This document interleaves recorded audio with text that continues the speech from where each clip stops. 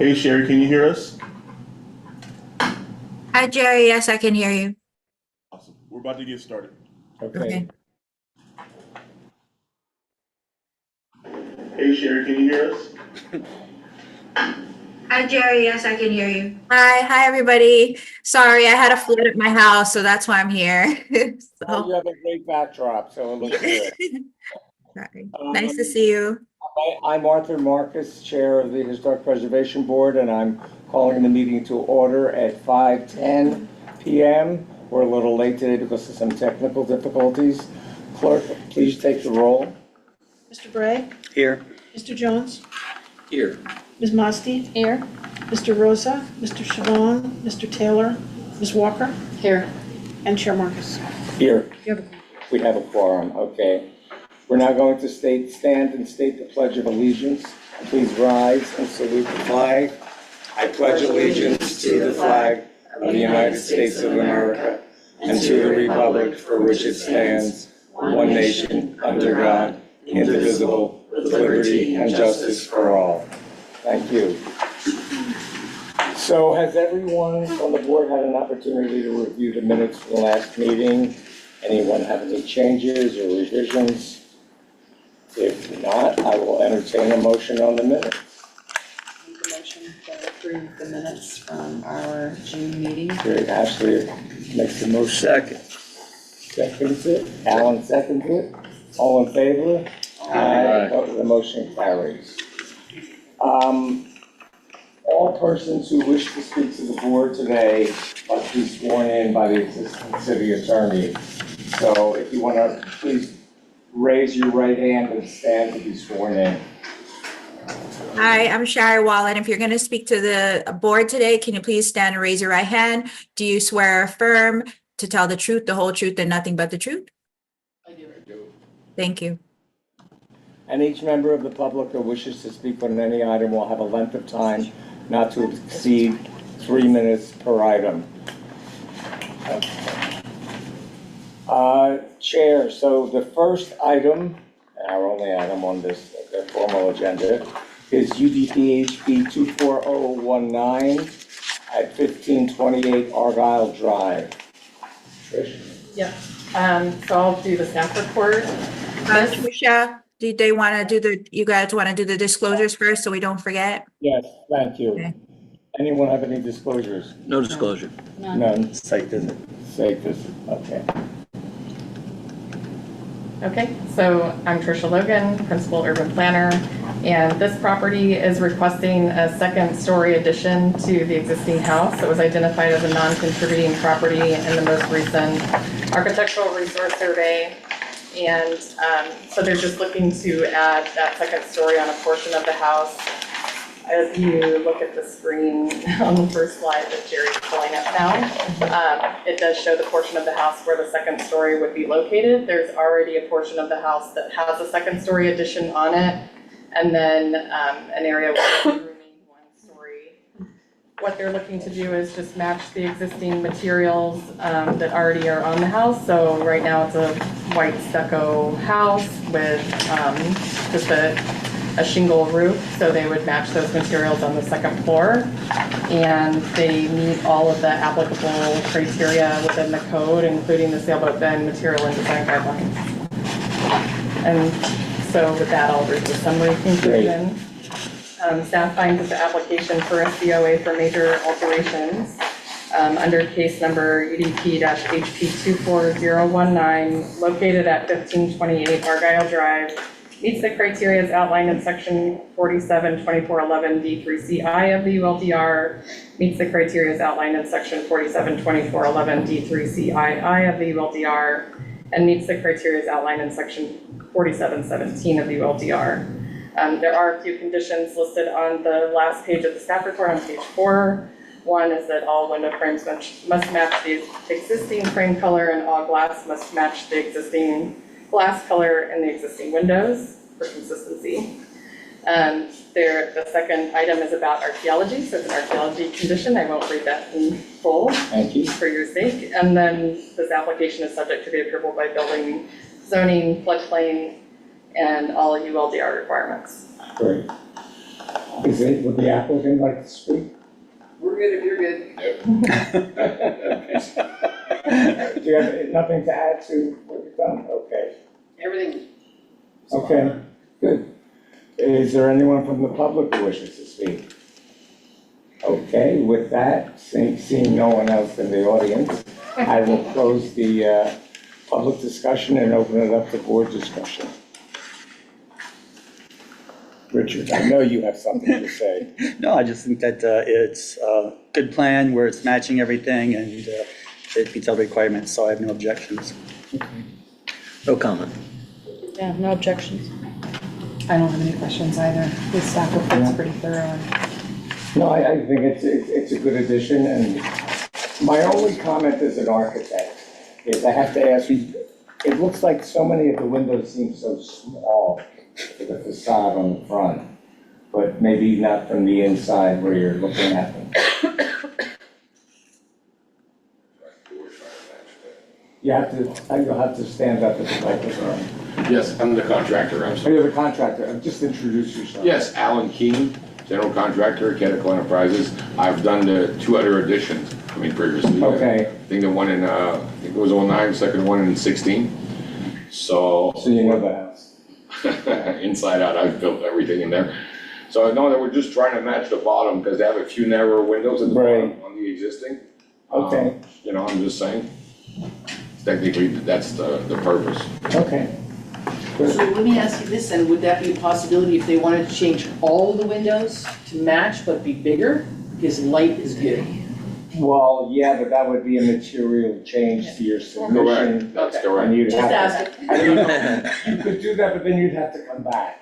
Okay, we're Yes. good with that. No, we're good with that. I mean, the owner is good with that, we're all good with it. Okay. Really. Well, good, then we'll close the discussion. And since, would someone like to make a motion? I'll make a motion to approve the resolution for a certificate of appropriateness for major alterations under case number UDP HB 24019 located at 1528 Argyle Drive based on the facts and findings as outlined in the staff memorandum and is subject to the following conditions laid out in the staff report, that all windows frames must match the existing frame color and all glass must match the glass color, that the property, if any archaeological deposits are found, that then they're compliant with the requirements in the archaeological significant zone, and that the applicant is subject to approval by building, zoning, floodplain, and all ULDR requirements. Thank you. Second. So just to clarify, it's all 3 conditions that are written in the staff report, correct? Correct, Shari, yeah. Great, thank you. And it was just seconded by Alan. So we have a motion, we have a second. All in favor, say aye. Aye. Opposed? The motion carries. Congratulations. Thank you very Good much. luck. Thank you very much. Thank you. Get to work. Yeah, you. right. Sounds good. Thank you. So we got nothing else on the formal agenda. I'm sorry. Are there any communications to the city commission? If not, then for the good of the city of Fort Lauderdale, we have 2 items to discuss. First, discussion of existing police station site located at 1380 West Broward Boulevard in the Sailboat Bend Historic District. And the second one afterwards will be a discussion of the county-owned property at 1000 Southwest 2nd, also in Sailboat Bend. So Trish will be, Yeah, It's so this all item yours. was requested by the board, but I did ask Lorraine to attend the meeting. She did put a couple of slides together.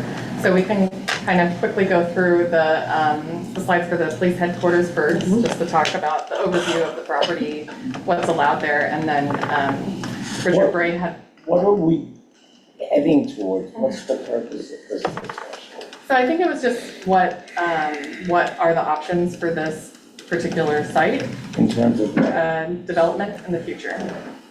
Is that correct? Okay. Is that the intent? Well- I think it was a discussion of Richard. Well, it's a discussion about it, being that because we're a board, I think that we should be an active participant in historic preservation rather than sitting passively and letting things come before the board in a demolition state. So trying to preempt saying everything torn down is trying to find a way to Okay. use government-owned land for the preservation of the Right. city of Fort Lauderdale. Okay, Does that make sense? yeah. And so Richard also brought some things, but we'll kind of give an overview first of the properties and then we'll get into Richard's items. So what I could do is, I kind of put this slide together just to give you an overview of permitted uses on the police headquarters property. And in this case, I'm going from a land use perspective. Some of you may be aware, but not everybody knows it on a day-to-day basis, but there's 2 layers of regulation for the permitted uses on any property in the city. The zoning that we're most familiar with, and then there's an underlying layer, the future land use. And so you can see the blue outlined area where it says community facilities, that's a police station site. And that's the future land use designation. And there's a corner, at the northeast corner, that's actually commercial. But then here's in the bulleted list on the slide, Did they get changed? Because that was originally residential. there's a small portion that remains residential Right. on the, just Northeast below that commercial area. That was a piece that was acquired as part of the redevelopment of the site.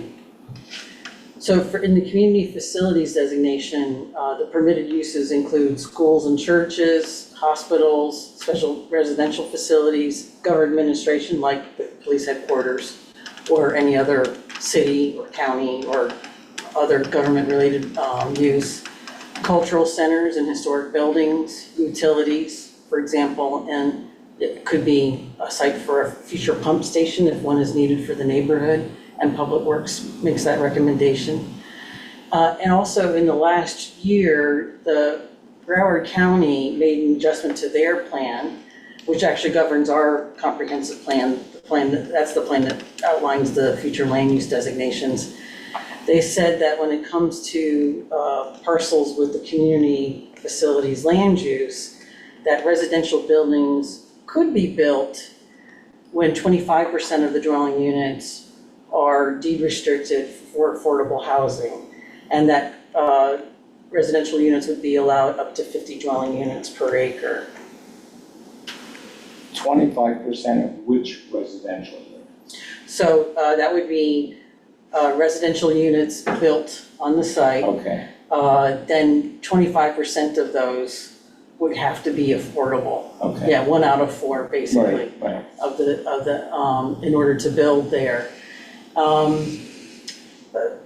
Now, our code would need amending to allow, if somebody came forward with a proposal for affordable housing, we would still need to amend our code, because we don't actually have a mechanism in our code to have somebody move forward with this kind of development. But, I mean, that if somebody did come with that proposal and we had general agreement, it looked like there was consensus that this was something the city wanted, then we would amend the code for that. One thing to note about this property, there's another document that regulates its use, and that's the plat. A plat is basically a subdivision record, and it outlines the property boundary, and the county requires with plats that you add a plat note which outlines the uses. So basically, the plat note right now says it's restricted to 359,000 square feet of government use and 218,000 square feet of parking garage. So if a new use is introduced to parcel, then that plat would need to be amended, which requires both city and county review. So is the use at its maximum now? I believe it is, yeah. Correct. Yeah. Yeah. They asked to put that note on it.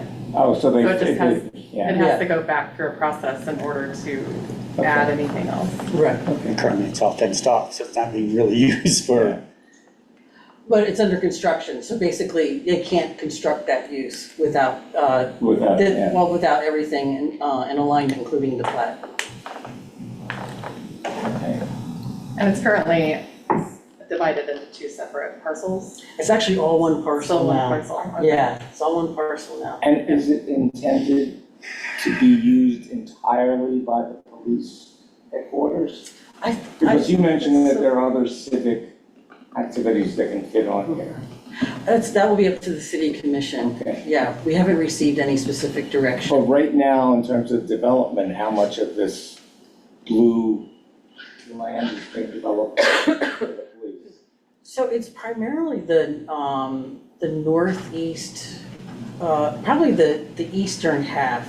In the northeast quadrant is the new police building, and then the southeast quadrant is the new parking garage. Okay. So the western half, some of those buildings that you see that are fleet supportive for public works and the police, some of those buildings may remain, Got it. at least for the short term. Okay. I have a slide that kind of shows that, but you can chime in, kind of confirm or kind of, Should we go to the other property? Would you like to? no, well, Share I the have work? two separate Yeah, things for I that. think we'll so- focus on the police station first, but there was one more slide. Yeah, after for this, right? the police county station. property? Okay, we can go to the Okay, third one for the. So we'll just stop there on your Okay, presentation and gotcha. we'll let Richard talk about what he brought. Yeah. Did you have it digitally as well? I did, and he's got it He's already. gonna flip it. So basically, I just put this together for some guidance on the conversation, not necessarily that all the stuff has been researched in extensive detail, meaning that you'd have to verify it anyway, but it was just, like I said, a tool to get us in a dialogue. Which one is it? The Shard have it? It's the 1380 Broward. Oh. We're gonna share it digitally. Okay, gotcha. Oh, you're, I have. Did you want? Sure thing. Scroll on.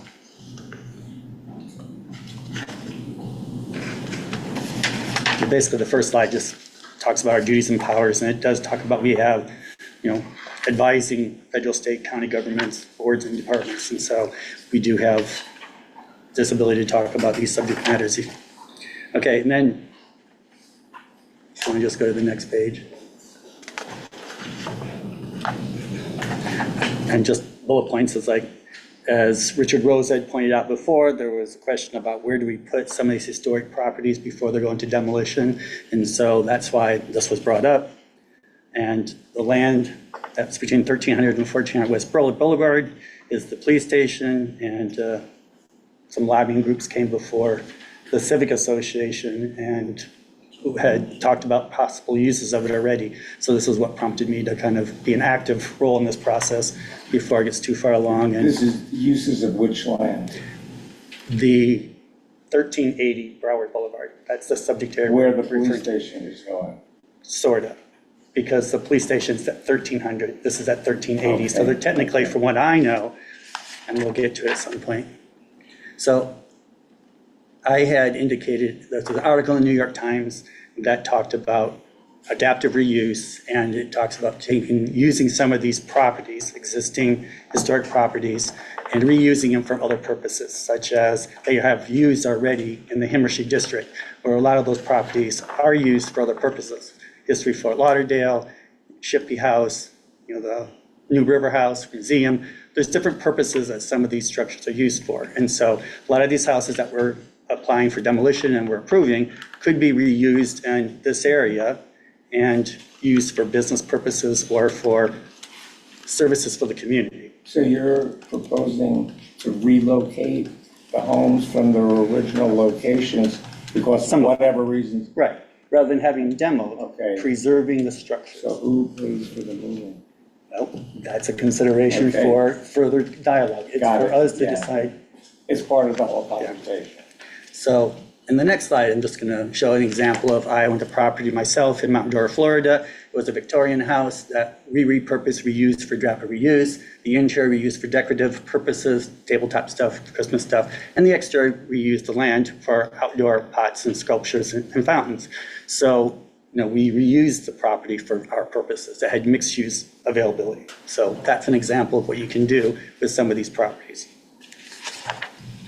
All right, the next slide, this is just to show where it was at. You've already seen it with her stuff, but they are two separate numbers according to Broward County property pages. So I think if you go to the next slide, So you're referring to the red area? correct. Okay. Just want to verify for everybody. So, and this is from the History of Fort Lauderdale, or your stuff that you have, Trish, that talks about residences and business lots were available historically.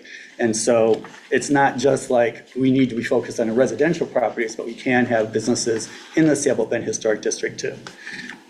So this is an opportunity for redevelopment of some of these properties because Sailboat Bend includes the H1 district, Sailboat Bend Historic District, and the Cultural Arts Gateway. So Sailboat Bend itself, if you want to flip back to the previous slide, you'll see the red area is the whole entire area of Sailboat Bend. It's not just the historic district. We're talking about historic here, but the H1 district is off to the right. And as I said, that also has a lot of these houses that were historic. Some of them have been moved, and some of them are used for business purposes. And so the next slide just points out that according to the city in the Advanced Fort Lauderdale Resilient Heritage Strategic Historic Plan, it meets the criteria for Goal 3, Objective 3.1, and Action 3.13. So I'm kind of referring back to that.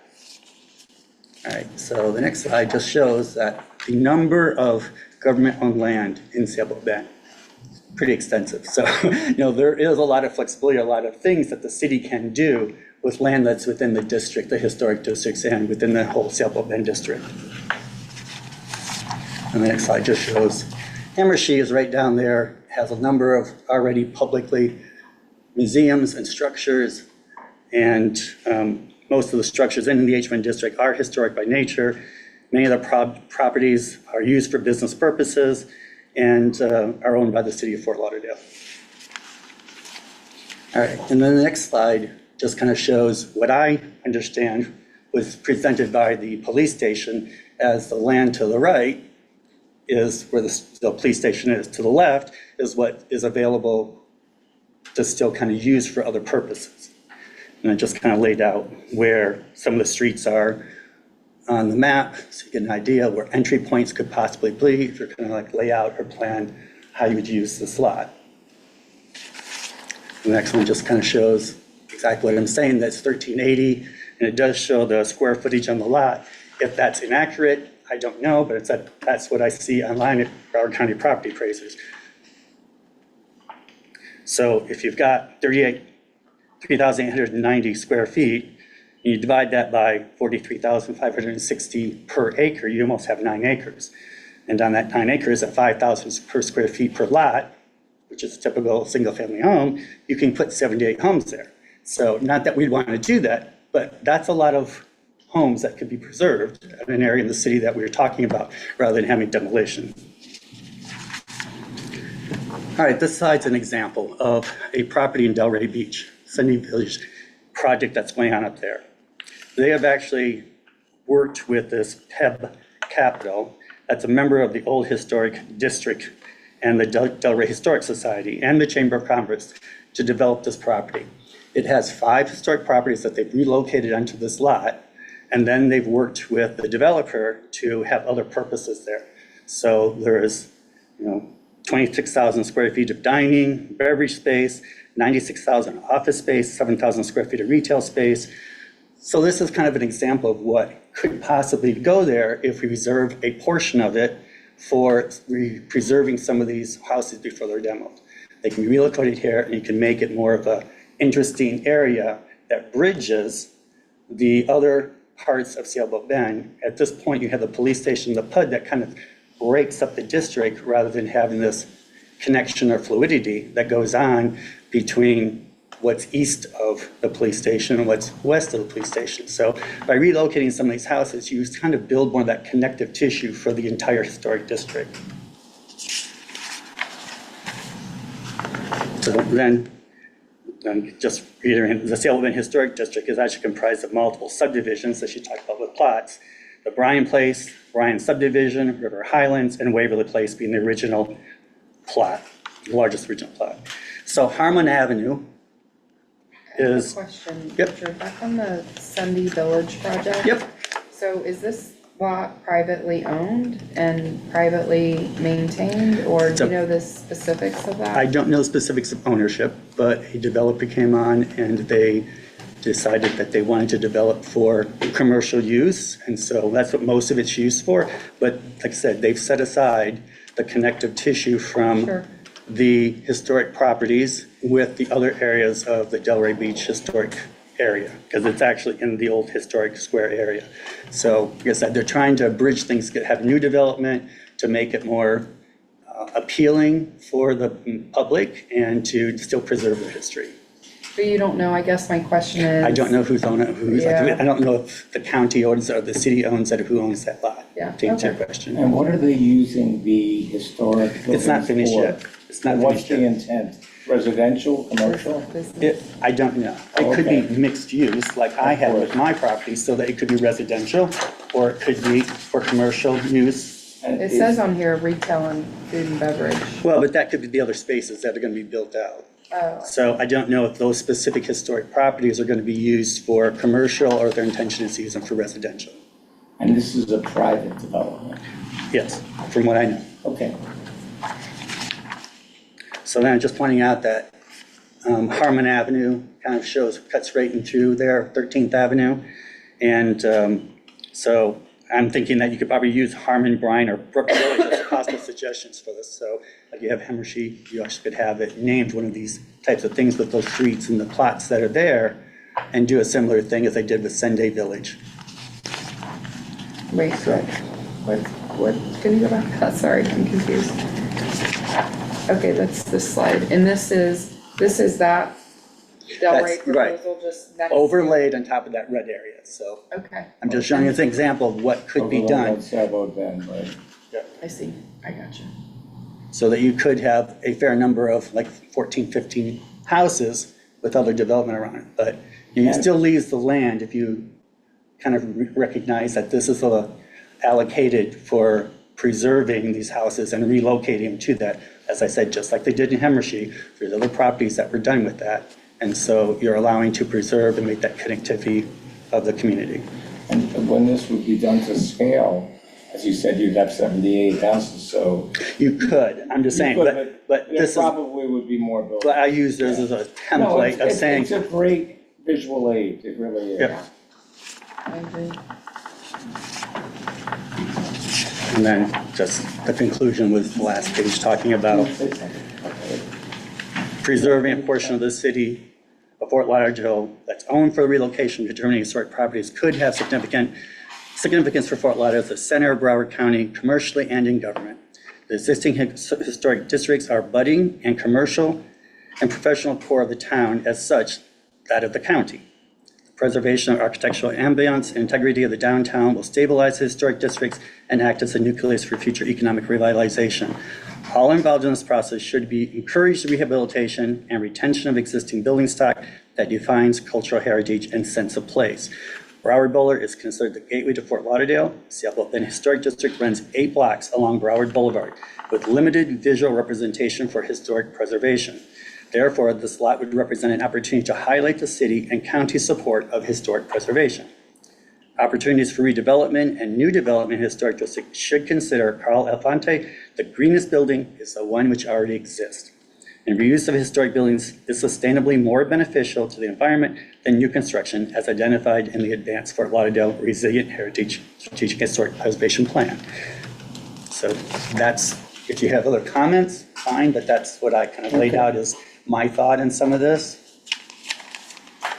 You can chime in as to what you think some of the stuff was accurate, Before we or, get to all our comments, remember the public has something to say, so. We'll hear from the public first. I live in Sandbolt Bend, my name's Maggie Hunt, and, just because I don't think we've had one house since I've lived there that has been a contributing property that's been saved, they've all been approved for demolition. We desperately need this until we have a group that would maybe say no to some demolition of some historic things. I know I can't speak for our neighborhood. I know that our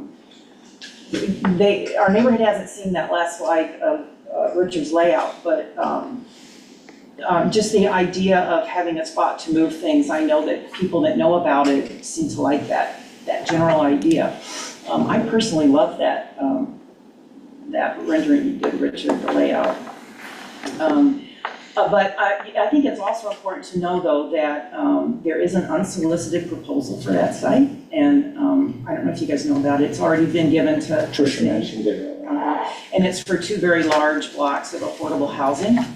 And so, These would be like mid-rise buildings? 3 to 5 stories, they're saying. Mid-rise. They're saying 800 units. Right.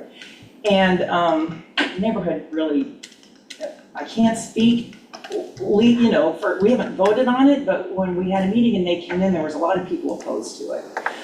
They felt it was too big and it didn't fit with everything else. So we're, the Acre, who is the development company, said that they were willing to work with us. And I know we've got one young architect that's got a plan that doesn't have as many houses as Richards does, but I'm kind of partial to more houses. But anyway, so I know Commissioner Glassman knows about the unsolicited, they all know, and he knows that they're working with the neighborhood. So my suggestion is, if you guys like this, that you work in conjunction with us. So if you send a communication that the neighborhood's with you, because I think the last time that you sent a communication, Glassman, we were doing a master plan also, and Commissioner Glassman's comment was, I think we need to wait and see what the neighborhood has going on with their master plan. So I feel like, this is something that we could both work together on and be a stronger unit to come to the city commission with if you're considering putting this forward. Okay, thanks. Who would like to have any comments here? I love the idea. I attend this, there's a historic house in Pompano Beach that was moved a couple years ago, a huge house. And I can't even believe that they were able to move it, and it's on a new site, and it's now an event center, and they have events and social gatherings and wine, and it is just fabulous. And I would love to see somebody, it's unfortunate that sometimes these houses get demolished, that they might not be safe for the homeowners to live in the current, whatever the reason, but I would, And I don't think it's idea. necessary that the properties have to come from the Sable Bend. If they're appropriate for preserving from other areas of the city, whether it be Victoria Park or Cully Hammock or Rio Great Vista, idea. it's an opportunity to take those homes and relocate them before they are demoed. Alan? Yeah, I applaud the initiative. I really like that you brought this to us and the coordination. Is Acre kind of like the PEB Capital Group? I'm not familiar with the Capital Group. I just had noted that they were an organization that was working with the Historic Society in Delray Beach and with the Chamber of Commerce and various different organizations. So, developer, if they're really interested in helping preserve the historic integrity of the neighborhood, they would be somebody that you could solicit or encourage or even demand if you're reserving, the city says, we're reserving a certain number of lots or space for historic properties, that they would work with you to develop accordingly. Right. Just as I said, it's already been done, so it's not like it's impossible to do or they can't make money on it, because clearly they wouldn't have done it if they couldn't. Right. Do you know on the Acre, you were saying not 15, but some other number that they might You're looking at me? Did you say that there was potential for this idea with the current developer, but just not for the same number? The neighborhood's gonna ask for it. The developer has not, we have no idea how they're gonna respond. Yeah. Okay. But I did want to mention that, since it's community facility, and all they really are giving the neighborhood is a 9-foot wide strip for a dog park, that we were gonna ask for this as, hey, this is community property, we need something back, right? And in that, we were going to ask the developer to pay for moving a certain number of houses, right? And you know what, that's not my idea, that's Richard and David's idea, because I think that must have been what they did in Del Rey. That's getting beyond. But I what's just here. wanted you to Okay. know that, because you asked the question. Sure, Yeah, thanks. I like it because that gives legs to something that's always been the Right. holdup for us. Well, but that is always, I think, one of the considerations for any developer. There's another property that is being, or has been discussed with the commissioners recently with a residential property that's abutting H1 that is a high-rise, and they were going to contribute, I think, $1 million to help with Esplanade Park. So, like I said, these developers, if there's an proper incentive for them, they can't, right, exactly. It's an ask for them to give to communities in which they're trying to develop or put properties. Okay. Yeah. But the only, no, comments. I applaud, putting together some ideas and putting them forward, to kind of start talking, creating a conversation about what the community Exactly, might that was the like. intention. So I think that's great. I just want to mention that the police, what I've heard is that the police do have a driveway that links to 14th Avenue from the parking garage. Right. So that may be a challenge with whichever site plan comes in. Right. Because I don't know how they use it. I don't know if they need to respond to emergencies and they have to go at a higher speed.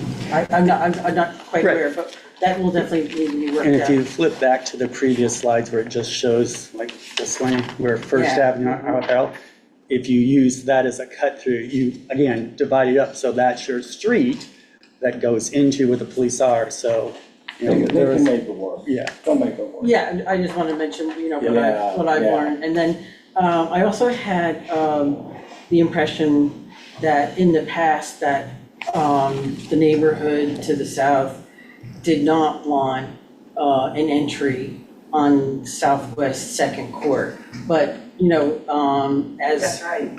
as, conversation continues on this topic, then more Because feedback can be that abuts the can be PUD, gathered on. so the PUD, it has separated a lot of the other historic residential properties to what's west of that, and so this is a little bit of a bridge, so it is a little more cohesive rather than it being totally separated.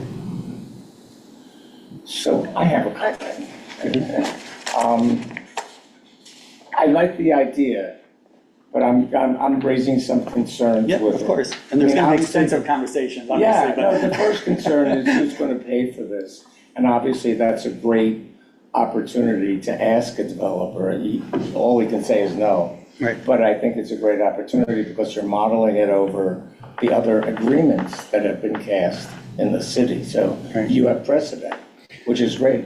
But And as my, far as a community facility, I think you can get a lot of things rezoned and do the re-asking for things if it's appropriate for what I'm historic concerned preservation. about is, I don't know what this building is here. This is like a multi-use building or something. Up I there, just think that since this is already zoned, this entire property, for public use or community use, Community facilities. yeah, I think besides any private development, there should be some kind of public facility, a library, ice skating ring, I don't know, something that would benefit the neighborhood.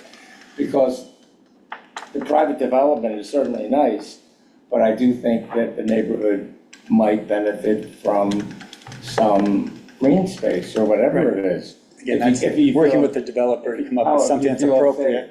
And I'm concerned, and my concern also would be not to put any residential units along Broward Boulevard. That could be commercial use, so it's And not yeah, necessarily because residential. In the past, one of the things I've always been in favor of, that every time something comes before us, I say, this is really two separate districts.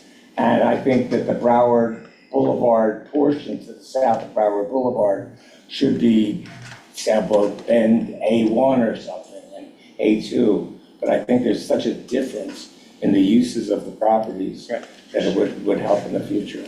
For me personally, I would like to see the visual representation of the historic residential area of the city of Fort Lauderdale, as well as for the county, because it is, and it'll come up in the next one.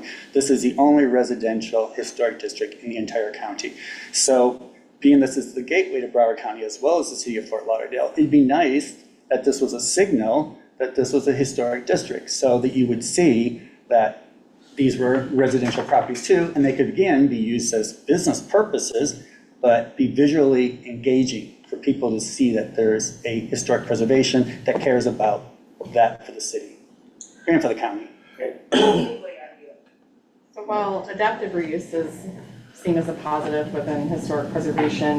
Moving structures and relocating structures to assemble a new area of different historic structures is not viewed Is positively. that seen as misleading It's seen historically? as misleading, it's seen as creating a false sense of history, and it's not viewed as an acceptable approach. I'm not familiar with the Delray Beach plan, if they ultimately had to move or relocate structures in order to achieve that or not, but that would be not something viewed upon as Yeah. a good thing as far as historic preservation standards are concerned. So location is a valid point, but it's the trade-off that you're making versus demolition of structure versus, relocating it. And so being that it'd be something that blended with the historic nature of the city and the county, that's the plus that you get out of it. I think that outweighs the negative, otherwise But they're I torn think down. what Tricia's saying is that, according to the historic preservation guidelines, it could be considered a false narrative, Right. not the power crazy. No, it's true, and it's part of the National Register Bulletin guidelines, the guidelines for anything listed historically as a National Register property. It needs to be associated with location and setting. And so those are two big things that are reviewed as part of an integrity analysis to make sure that a property retains its historic value and can portray itself as a historic building within a community. So moving a building from within Sailboat Bend to the site would be okay, but not moving it from somewhere else? Or you're saying moving them at all is not good? So historically, within Fort Lauderdale, properties have been moved, and that has happened. And there's several properties throughout Sailboat Bend that were moved to different locations or from other locations already. Like including- Gallagher House is a prime example. It's a nationally recognized property, and it wasn't in Sailboat Bend. It was relocated into Sailboat Bend. That's already an existing property that's done that. Shippey House is another house that was moved in the H1 district. So they weren't originally in their locations that they currently are, but they've been relocated. Correct, and there is an opportunity within the code to request relocation. And they've been done on a case-by-case basis in the past. I haven't really been part of many relocations here. There's only one property owner that's come before the board recently that asked to relocate one structure, a secondary structure on their site from one location to another location on the same property. That's the big, But what was the Bigelow one? Bigelow? Beginning. no, they did not request, they ultimately aren't requesting relocation. It's another property at 11 Southwest 11th Avenue, where they have just the two structures are on both corners. Vernon. And so what I'm specifically talking about is the assembly of historic structures to create a historic village that's creating a false area that was never historically in that pattern or in that location with those specific buildings. You're also potentially taking them from other locations, and that's the way that it's spoken about in historic preservation. What if you were to take, you have this one historic house and you want to relocate it, instead of putting them all together and making a false village, could you relocate it on empty lots in the Sailboat Bend district? And they're probably, and that's like playing with the red Well, map, maybe. you see a lot of Well, yeah. areas, but then it I'm doesn't also work. not sure if the way that it's zoned currently, I mean, all of this is very much up for discussion, and but the way that it's zoned currently does not accept single-family homes. So anything moved there would not be able to act as a single-family residence. But just like Tequesta Park was residential and it was rezoned for park. So rezoning is an option for a lot of things. Also, I want to mention, address the retail and business uses. The future land use does not permit commercial uses. So in order to allow that, the property would have to undergo a future land use plan amendment, which requires an extensive study of the generated traffic trips, transportation trips, water, sewer, and the process could take up to 2 years. So that would get in the way of using the relocated buildings as a commercial use. I guess the affordable housing's gonna have to do that.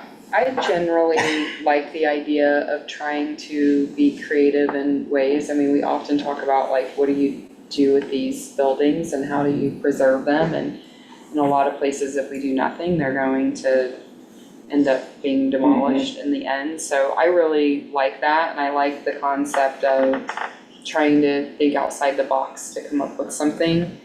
On this particular site, I do have concerns about just the political will, especially if it's like political will of historic preservation versus affordable housing. I know like number one issue right now facing the county and the city is affordable housing, and they're trying to come up with every solution that they can.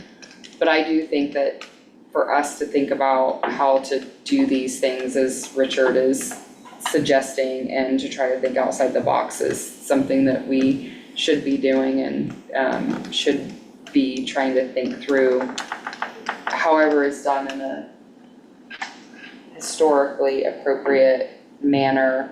But I think I applaud that developer and Well, my Del Rey concern Group. being is that if you do get another low-income housing or housing development that is 7, 8 stories, again, you're distorting the whole character of the historic district because it wasn't intended or never looked that way. And when it was designated historic, it was never intended to be a lot of high-rise buildings along Broward Boulevard. So you're getting to the point where the police station's changed, the PUD came in, these are both after historic designation, and you're losing that sense of that historic nature of small houses and the working man's community. But what I was trying to say too is that Broward Boulevard is a totally different animal than the Sailboat Bend district.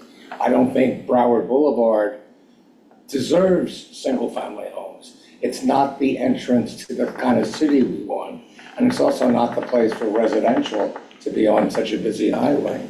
So I really go back to like separating them into 2 zones and not think of it as one. And then that's rezoned, or changing the boundaries for the historic district. Has that ever been discussed? What's that? The strip along Broward Boulevard is a totally different zoning animal and building animal than the historic district of Sailboat Bend. Has it ever been discussed to somehow separate them in zoning? They are separated in zoning. They are. Yeah. Yes, because most of it is zone P1 along Broward Boulevard, Okay. with the exception of the CF, the community facility section that we're discussing right now. Mm-hmm. And then the rest of the neighborhood is RMN 25, RML 25, and RS 8 in parts. But that's generally the makeup.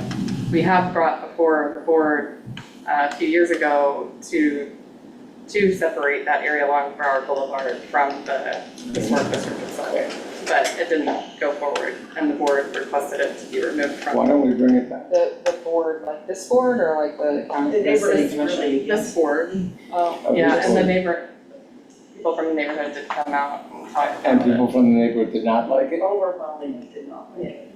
Okay.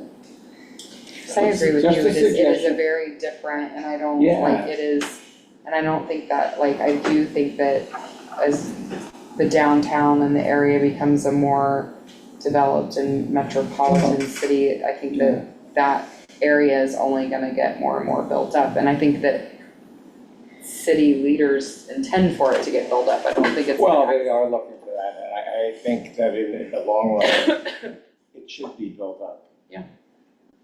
I agree. I mean, maybe not 8 stories, but there should be allowable some kind of development along Broward. Can I just make Sure. a comment? So I think that where I see it's valuable that it stays contributing is like where this high rise is going. So that block now in I have, H1, where are you talking? in H1, the new high rise they're proposing. So now, since that's non-contributing, they don't have to comply, like our non-contributing properties still have to comply with some requirements to make it go along with the historic nature, right? Sorry, Maggie, he's not sure what you're talking I about, have because it's no never idea come what before the you're board. So it's valuable that it stays contributing so that developers can't just build whatever they want right up against the Well, neighborhood. that's part of the zoning. But I don't think anyone would disagree that like an affordable housing thing could go up right there on Broward, you know? Stranger things have happened. So, right, so I guess There the is. neighborhood probably kind of, and all, I know that ideas have come up that agree to treat one part and let maybe some of that affordable go there and then have the things that Richard's talking more on the neighborhood side of that.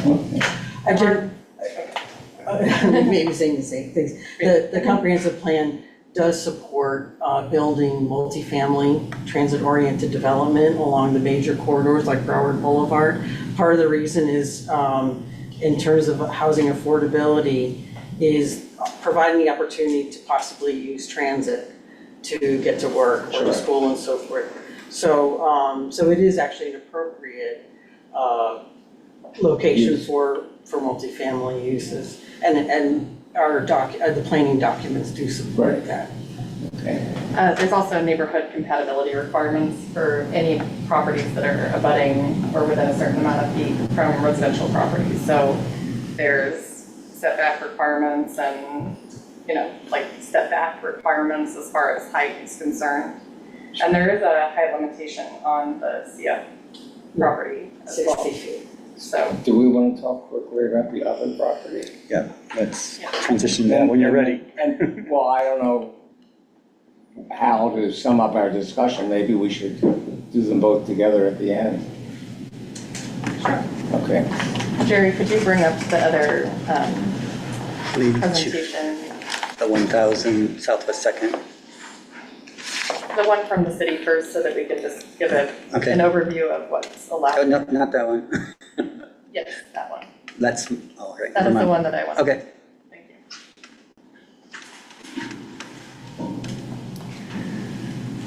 And then I'll just go ahead and preemptively pass these out. But these You're are giving us more paper? This is from Richard.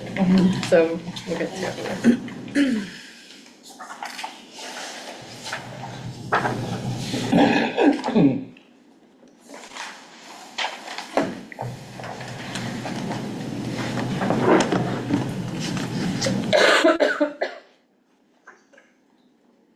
So this is the second property that's listed on the agenda that's owned by Broward County, and it's the former BARC facility.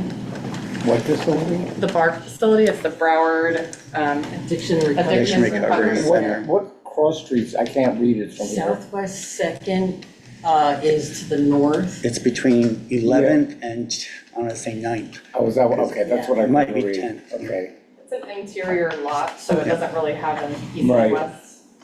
And is that apartment complex The that's on Kennedy. Broward in Kennedy, front? yeah, Kennedy and that's, Farms, yeah. that's government owned. Yeah. So in this case, I approached the permitted uses from a zoning perspective. The zoning is RMM 25.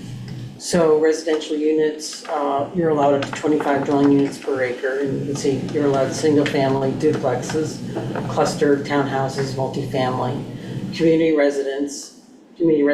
These are generally state of Florida regulated group homes, foster care, group homes for the disabled. These are all like mid-rise buildings, multi-family. Well, No, you not can also necessarily. have single-family Single-family duplex. Single-family duplexes, cluster townhouses can go up to 35 feet. Well, what's existing now? Nothing. It's a I think vacant lot. Oh, it's a, It seems to be vacant from the aerial. This is what's Currently permitted vacant, with the but- current. well, you're talking about the red lot. Yes, that's right, that Okay. the lot outlined in red, Okay. exactly. So you know, you have the Kennedy homes right there on Broward Boulevard. Right, right. They look like little crosses. Mhm. And then we've got Southwest Second Street running east-west.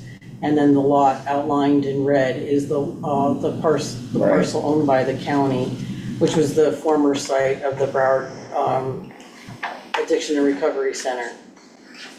So, and this is zoned RMN 25, so you're allowed to develop a variety of residential uses, also the community residence, social service facilities, bed and breakfast, hotel, a daycare is also a possibility, nursing home.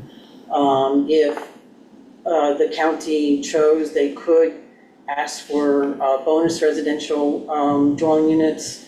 They can actually double the density, if they wanted to, they could actually go up to 50 dwelling units per acre if 50% of the units were affordable. And I'm not aware of any That's the new proposal. act. That came, actually, that's been in the plan for a while. But I'm not aware of any proposals for this site. And then if we want to switch to Richard's document.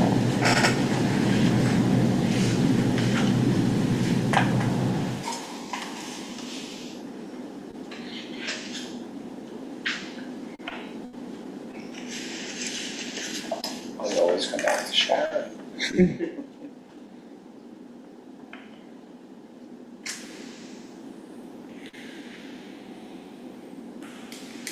And again, this just covers like discussions and advising the board of the county as well.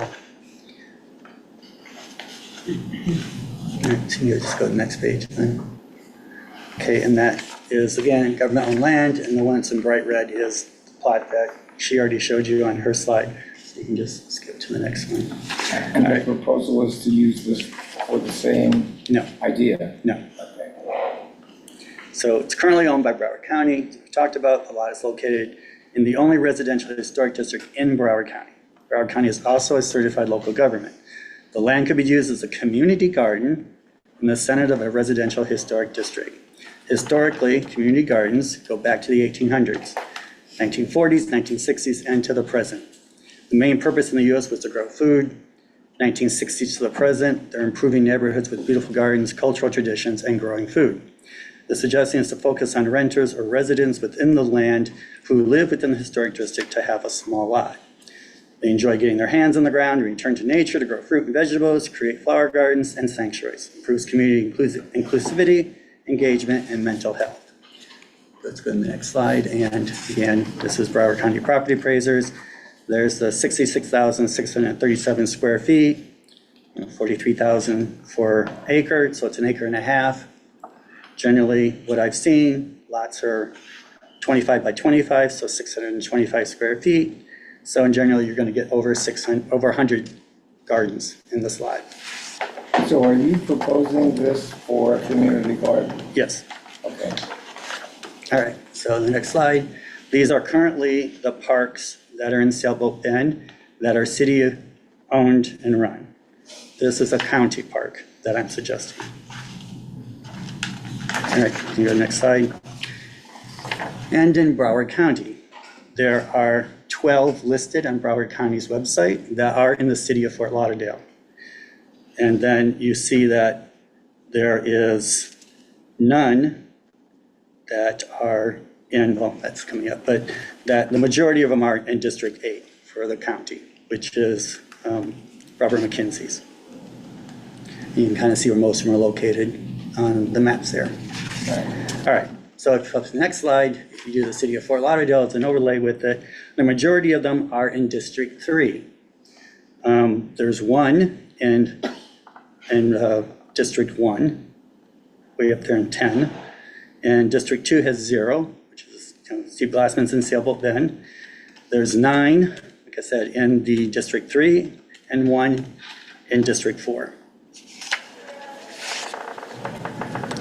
So the next slide kind of shows, from what I've observed and what my knowledge is of the condo, townhouses, complexes, apartment rentals, and then the rest are single-family homes type of layout. So a lot of the community has lack of land to have a garden or to get their hands dirty or to have the type of environment that once was part of Sailboat Bend, or how Sailboat Bend was at the time it was designated as historic relevance.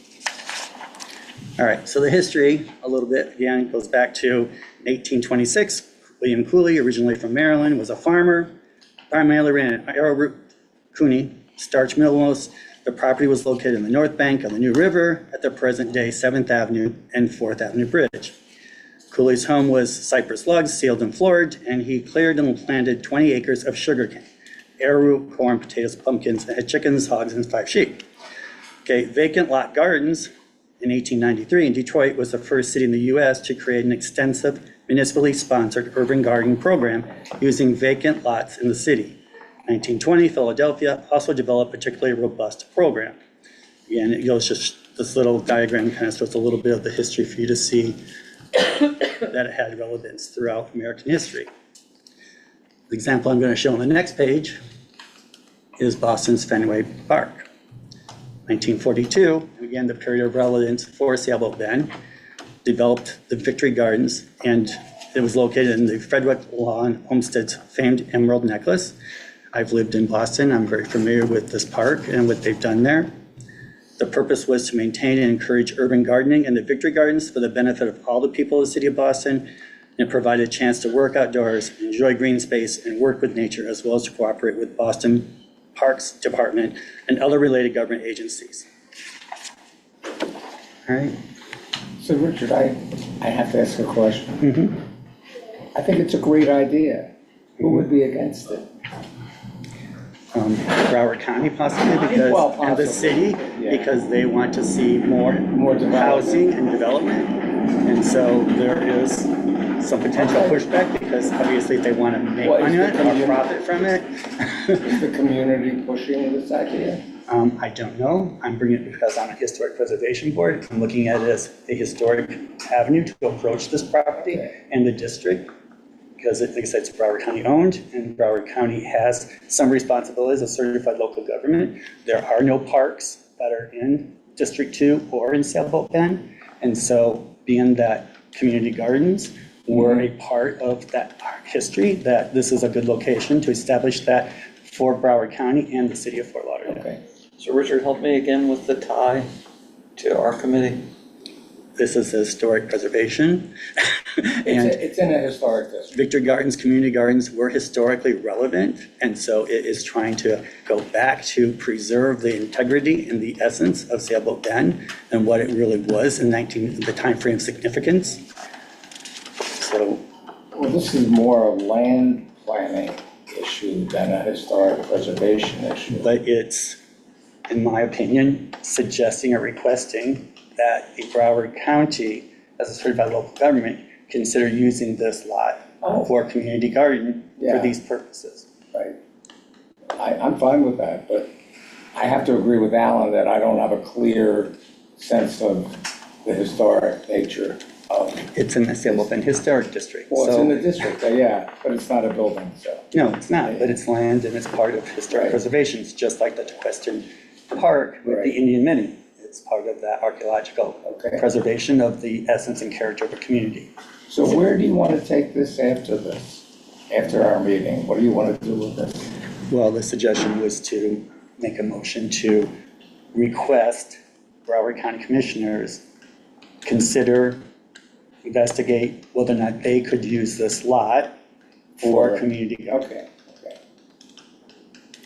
Sounds like you're wanting to plant the seed or create a catalyst. That's what, right, that's what, To and possibly. as I said at the very beginning, this is Pun an active, intended. this is an active process. I'm trying to be active in the process rather than passive, and Yeah. seeing this again, be Yeah. built up to a 5-story building Yeah. because that's what the county wants for housing, Yeah. when it doesn't really appropriate for a historic district that is not of that character and that essence. This is very common in Europe as well. Yeah. And I lived in Yeah. Center City, Philadelphia, and we had gardens everywhere.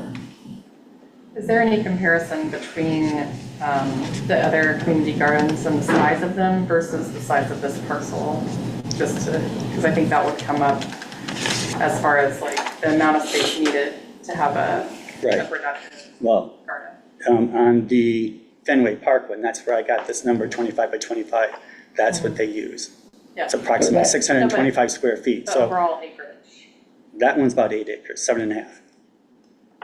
From my So, limited, like I said, this is intended, the suggestion being, for Sailboat Bend residents who don't have. Now, again, there's gonna be a lot of people who's like, no, I don't wanna do that, but there's a lot of people who don't have any land. And from so, my limited experience with community gardens, 25 by 25 sounds gigantic. that's one room. Yeah, but I mean, you're talking about when it was Fenway Wood Park was laid out, they were farmers. Yeah.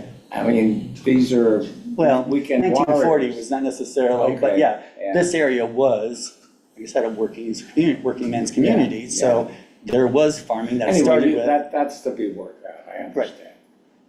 And it could be 20 by 20, I don't care, it's like whatever they want to designate to get lots to accommodate the needs and use for the community. Okay, Or just thinking about the potential, part of the parcel was used for Right. community gardens, and like part if could there be, was, part could be used for, I'm not sure what they have planned. but- Right. well, you start with the whole lot, Yeah. and then you see where it goes. So Tricia, what do we have to make a motion, or is it just a discussion item? This was a discussion item. It would be up to the board if you would want to make any sort of communication to the commission or have a discussion item on the next. So we would have to go to the city commission before we go to Broward County? Correct. Right, okay. Would be a communication. How does everybody feel? I like the first topic, I'm very supportive of that. I think the second one is out of our scope. The first option is, First topic that we discussed. 1380 Broward. Yeah. oh, okay. And why is the second one out of our scope? Oh, because of the historic, Yeah, I would want to, when we're going to weigh in on something, I'd want to weigh in. well, So you're more feel- thinking about the structure rather than what the district was or could be. And the competing choices that are bound to come up at some point. Well, but that was competing for Tequesta Park too. But who did that? Who led the question? I think that was Parks and Recreation that led that initiative. That seems That like was where a- this discussion should be, but that Well, was but my, it's Broward County owned, so it's And not I city have of Fort the Lauderdale. total opposite idea from what Alan's saying. I have to agree with Tricia on the first discussion that I think historically, from what I know too, it's misleading thematically to confuse the public, for the lack of a better word right now. But I like the idea of a community garden. I think that's a wonderful, on all or part of the land, because I think it's a great amenity to everyone in the neighborhood. Certainly, especially the ones who don't have much outdoor space. But, I'm struggling with the community garden piece being a part of our scope as well. That one's less direct for me. I like the concept of the first idea, but before we went to the commission with anything, I would wanna see more, like, just really kind of like, we have no idea what this unsolicited proposal is. I've never heard what it is. I'm not comfortable, at least for me, to say, hey, I want you to look at this when we don't understand what is actually being put before the commission for them to review for that property, to say that we think that it should be used for this versus that, because we don't know what that is. But I like the concept of it, of this board trying to think through ways that we can figure out what to do with these buildings, figure out if there's a way that, whether it's through partnering with developers or the city or the county, like, we have to figure out some way to do something with these buildings. On that particular one, I have an issue with the actual site, just because we've now been told that there is an unsolicited proposal and that's being worked on through the commission, and I feel like we need to better understand. And it seemed like you had some reservations, and so I just think I'm not really comfortable with either one of them at this point. would you like to weigh in? No. Not even No, an it's up to you guys. unofficial personal opinion? I know if you want to ask questions, but I think it's Okay. better that the city commission Okay. hears from the Okay. board. Here is our Yeah. urban planner expert. Yeah. I just wanted to give you an Land use, opportunity. Okay. So, we don't really have a consensus, it sounds like, to make a vote on a communication to the commission, or do we? And I don't know if we can obviously have a vote of, majority of 3 people, but there are 3 people who are missing from the board I know. too, who do not have kind of an opportunity to hear part of the dialogue or conversation to have more of a broader consensus from the board to move forward. So if anything, if you want to continue the dialogue next week or some other point, I would say we can do that. But the concern that I'm having is that we continue to do demolition and we're, as a board, not doing anything to come to solutions to prevent that. And so that's why I am making a suggestion to be active in the process to to mitigate further deterioration of historic properties. That was gonna be one of the things I was gonna suggest, because I do feel like we have a lot of people missing today to even, if we're gonna try to We can pursue that goal next with if we're gonna pursue that goal, which it seemed like there was a lot of interest in doing that, of trying to figure out how to solve some of these, that maybe even having a discussion when some of the others would be a valuable discussion, because I do think it's a good discussion to have. And look, to try you to guys come can up go with out and kind of fish around and look for ideas for these lots too. I'm just saying they're vacant lots that are government owned. And they're part of the Seattle Bend Historic District that before they're taken and used for other things by developer that may not be appropriate or ideal from a historic preservation perspective. In other words, they've already made the plans, they're submitting it to us and we're voting on it. And it's like, all right, they meet their criteria, so you're voting yes because they've already done the footwork. But is it ideal for the city of Fort Lauderdale or from a historic preservation perspective? Okay. So do you want to continue this next time? Board members? Sure. Or, I think we'll need a motion. I move to defer the discussion until the next board meeting. okay. On both items? Preferably the first one, but if the board would like both, that's fine. Might as well do both. Okay, both. Do we have a second? Do we have a second? I'll second. All in favor? Aye. Aye. Opposed? Aye, the motion carries. Do you want to keep all this paper? I can. I mean, or else we'll just Richard, throw this is it a lot of away. work. Thank you. There's two parts to this, right? Well, there's two different Yeah. lots, that's why I wanted to bring it Yeah. up, because their suggestions were for totally Or different should we purposes. hold on? I mean, I can bring them back next time. Okay, we'll let you bring it back. It's a light. She needs a light. We're talking about you. Bring these back in. I just wonder if you're not comfortable, with the unsolicited thing, if you would consider when you talk next week about, because when this unsolicited proposal comes, it'll go and it'll get voted on, and then you won't have a say at all It won't on come this to us at property. all. So I'm wondering if you. It will. Oh, well, yeah. It would have, since it's in this. Oh, yeah, because it's in the For district. Oh, I guess maybe so. It will. Well, But it it's would then they be, just, I don't think it would hurt just to plant the seed to say, hey, this would be good for community, give a piece, consider giving a piece for this purpose.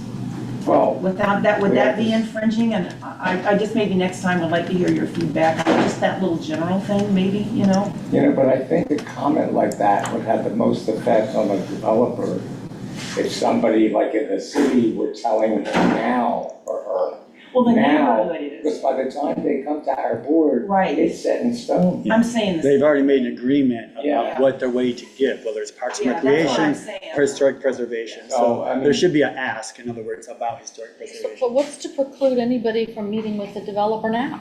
Like, if, Like Well, we who? are, but it helps to have you guys, like helping you us could get out. a couple, you and a couple people Yeah. from the neighborhood and. We can't and- meet with the developer because this is a case that will likely come before the board.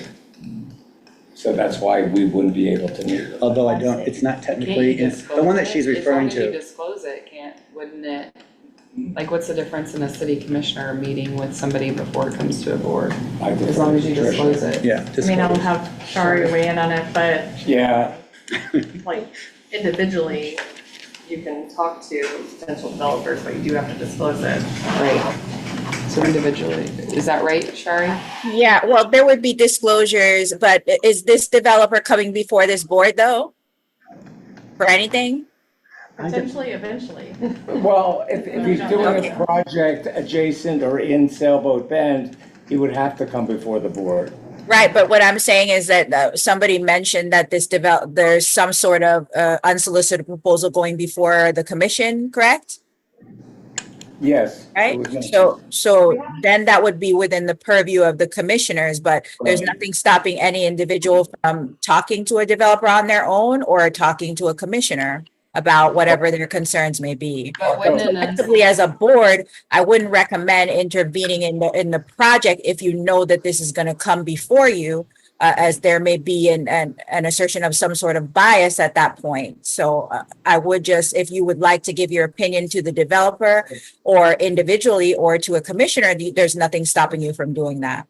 Shari, could a board member conceivably go to the commission and speak, or would that still constitute negating the issue coming before the board later?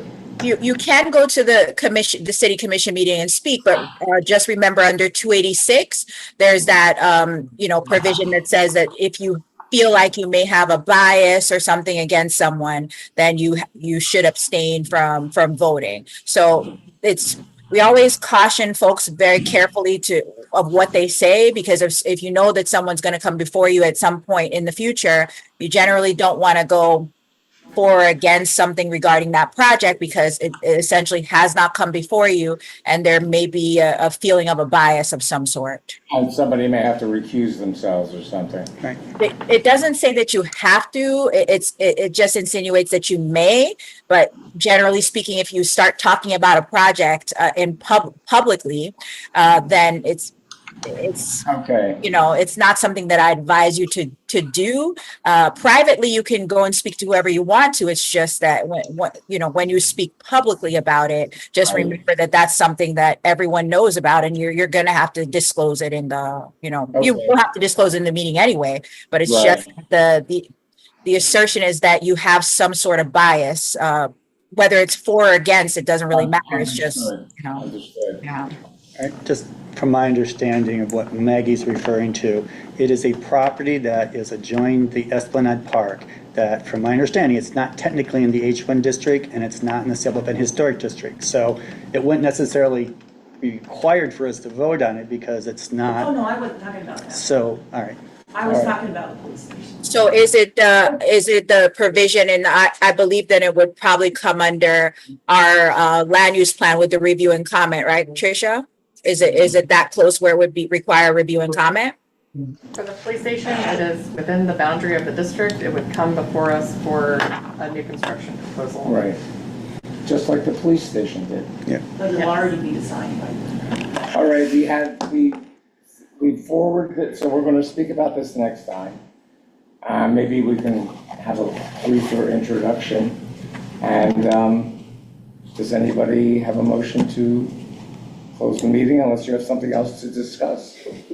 Move to adjourn. Second. Second, all in favor? Aye. That's what we are adjourned. I'm not supposed to say that. Bye-bye, take care, bye.